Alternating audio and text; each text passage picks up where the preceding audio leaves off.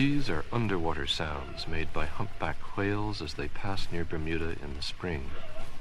They were recorded through a hydrophone, which is a kind of underwater microphone.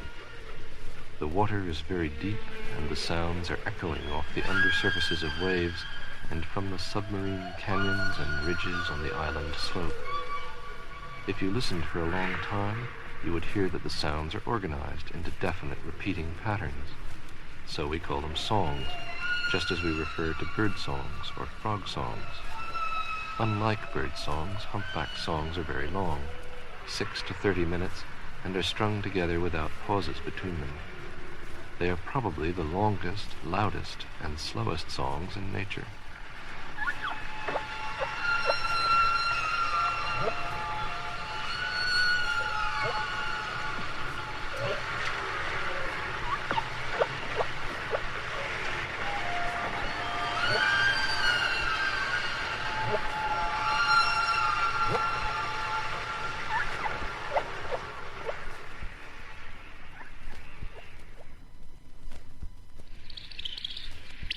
A good way to hear the patterned structure of humpback songs is to speed them up to birdsong speeds. This song is sped up 14 times. It's the only speed change on this record.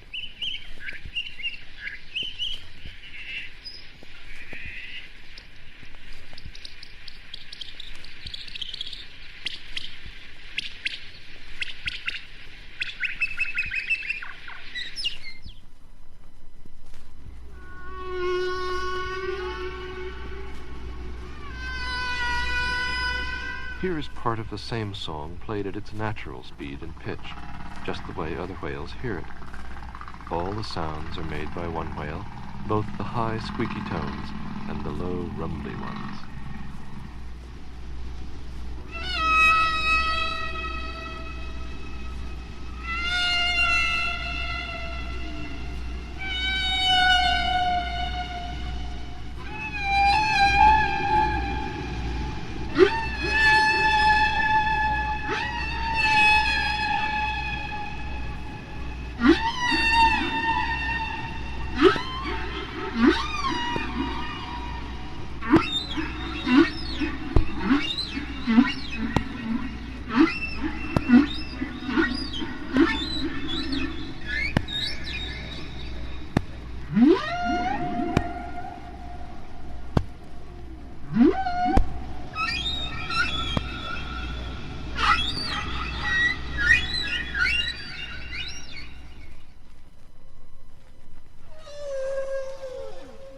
Humpback whales are not only singers, but also irrepressible composers. They may be the only animal besides man for which this is true. All the whales in an area are constantly changing their shared song in little ways. Every week the song gets a few new touches, and after a few years the old song has been entirely replaced, and everyone is singing a new song. Here's a song recorded 5 years after the one we just heard.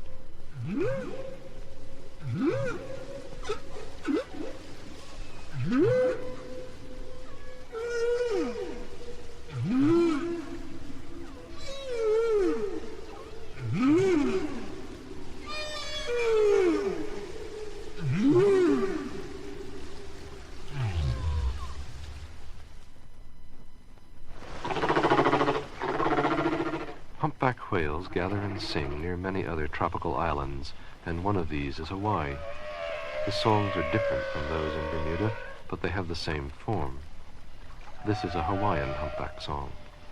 Because this whale was in shallower water, the booming echoes of the deep are less apparent.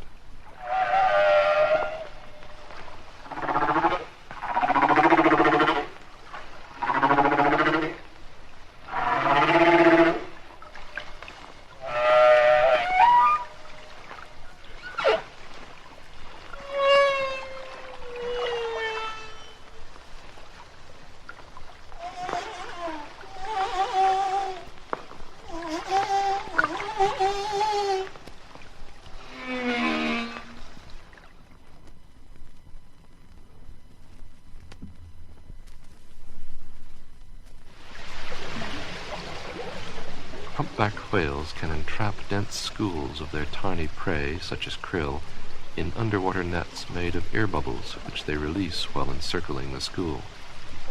The strange steam engine sound is the whale spinning its bubble net, followed by the burble of rising bubbles, and finally the net spinners spouting breath at the surface.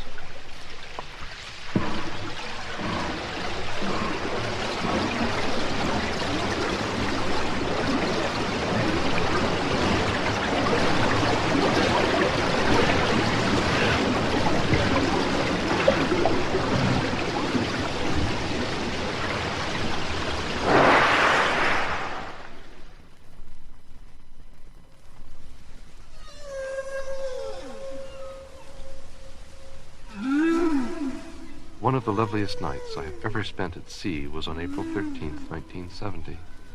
It wasn't calm, and our little boat bowed and dipped and turned among the high waves left over from a storm. But the whales, deep inside those same waves, were aloof to all the turmoil at the surface, and their sounds were peaceful and serene. The recording you will now hear was carried on board a Voyager spacecraft into outer space. The reason for including such a strange message, one of many greetings from Earth, is that there is a remote chance, sometime within the next 1.2 billion years, the expected lifetime of the spacecraft, that some other spacefaring civilization may find this bottle tossed into the cosmic ocean and decode its message from Earth. That idea stops my heart. The songs of whales, so long confined within the vaults of the sea, have in the span of just 20 years burst through its surface, flowed over the land, conquered the hearts of their age-old enemy, man, and are now bound on a 1.2 billion year journey that will spread them throughout the galaxy.